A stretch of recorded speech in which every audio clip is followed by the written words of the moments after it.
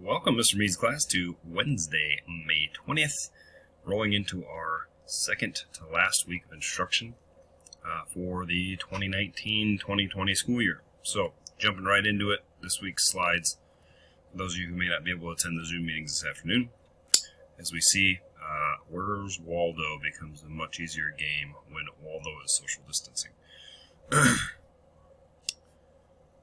As we go through this here, we have our Zoom meetings today at 2 o'clock and 2:30, same links as last week, and the pick of the day, I did not photograph any cool events of last week, and a haircut really isn't that cool, so this is a throwback Wednesday here. This is circa 1988. You can maybe guess which one I am. I'm not going to tell you. Okay, I'm the middle one. So I know you're all jealous of our awesome sweaters from 1988, and also our very cool hairdo and glasses that my mama has. Now, remember grading policies. Any new material will not be graded. All grades have been taken out of third trimester. You all passed. And office hours are Monday, Wednesday, 3 to 4 p.m. So there's that. Also, concept review for today. Human rights and how COVID deals with human rights. We've gone over those a few times when we were discussing the UN, for example. Oh, and I just gave away my question. But, yeah, who remembers which, you probably could have cheated if you zoomed in there, but which organization did that? The United Nations. And here's a list of the 30 human rights that we have. And, this list also shows how, or today is going to be how these are impeded upon by a pandemic like COVID. I'll let you answer those questions or so. A couple that will focus on number 3, the right to life. Everybody has a right to life, and I think as a freedom, we all would like that for ourselves. But how would you rank that? Would you have it at number 3, or would others come before that? No unfair detainment. So this is a question that a lot of people are arguing right now in dealing with COVID, is because they can't, they're basically imprisoned in their own homes, and in some places they're being fined if they don't abide by certain rules and restrictions. And then number 13, the freedom to move. Obviously we can't do that. Sometimes countries or states are closed, and so that makes a big difference as well, and what they can and cannot do. Does how long you are limited matter when considering this right, too? Knowing that there's an end, but then it keeps getting pushed back. So some people are arguing you're not, even with a limitation, you've moved back the date of quarantine 3 or 4 times now, and people are getting really frustrated with that. So interesting how that's been coming apart. Responsibility, remember, it's not all about you. We have a responsibility to keep each other safe, healthy, not impede upon any of the rights of other people. And do any of these rights on a list would impede upon the rights and abilities of others. One thing I will note as well, freedom to move, this does affect asylum seekers, this does affect people coming into our country legally as well. We put a stop to pretty much all of that. We've closed our borders with Canada and Mexico. As our country begins to reopen, we'll see how that is affected in the future too, so not to forget about that. Now, for your optional Canvas assignment, this is, I'm sure some of us with the whole TikTok, Snapchat app, doing your homework versus all these other distractions. And I'm sure they're worse too if you have constant access to the internet or apps galore on your phone. So, again, just remember there are several questions afterwards as well. The 2 videos, we have the COVID response, the UN General Secretary of Human Rights, we'll talk about that. And then ABC News has a little piece on this as well. Communities of color see an alarming difference in the way that it has affected them. The 2 articles, Why is the Virus and Civil Rights Issue? The Pain Will Not Be Shared Equally. Again, talking to the inequality and how COVID affects different groups. And then the COVID-19 response must balance civil liberties and public health. And this is maybe something you didn't really think about.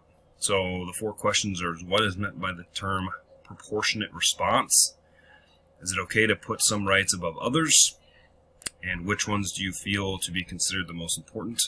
Why do you think some people want states to reopen and end social distancing? Do you think that they are most concerned about human or civil rights? That's a good question. And why are some people of color much more affected by COVID-19 than others in the U.S.? So those are our questions for this week. Remember, here are the links to stay informed. Some things to think about. So the president declared meatpacking plants, we talked about this, to be essential. And we know that proximity and also the way places are ventilated. I mean, just look at how people are processing these animals as they go down the assembly line. They are, essential workers. We have to have our food and processed. But do the workers in plants have the right not to go to work? Talk about rights work both ways, right? So that'd be an interesting concept to think about. Total counts here, total confirmed cases, and total recovered cases is pretty remarkable too. In some cases, we're seeing upwards of 90-some%, 99% in some places of recovery rate. So that's really, really good. But we don't have the full statistics yet, and we won't know this for several years probably. U.S. cases are 1.5 million. Total deaths are around 91,000. Again, I have a hard time grappling with this because of ongoing statistics, and death rates per month in some states are significantly the same or lower during this time. So, heart attacks, strokes, any cardiovascular diseases are way down, like abnormally down, outside of the margin of error. Sorry, my kids are screaming outside. And what that tells me is there are a lot of probably cases of underlying conditions that are affecting COVID, but also we don't know whether COVID killed these people who had underlying conditions or they died with COVID. And those are the things that we're not sure for. A couple of things I thought just to ease our anxiety a little bit and to see how well our state is doing. 380 total deaths. Deaths per day.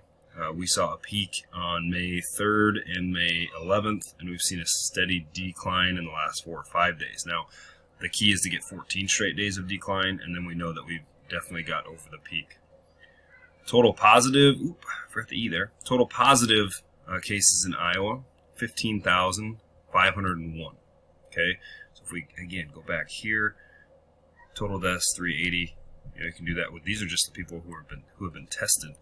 And then total tests that have been done in the state of Iowa, 110,000. We have roughly 3 million people, so you can do the math there on the percentage of people in Iowa that have been tested. And probably per capita, it's a pretty high rate. Final questions to think about. Remember, this is a historical event, and how should we be thinking about this in historical perspectives? After we have a vaccine, is a third of the virus gone totally? Right? I mean, you're still worried about getting the flu, but we're not worried about dying from the flu, right? Will Americans be closer to each other or further apart, or will this be something that we continue to do? You can't see the full last question here, but what responsibilities do we have as citizens in a democracy? Okay, are most people being responsible, or do we have to enforce certain policies so that the few people who aren't being responsible are held accountable?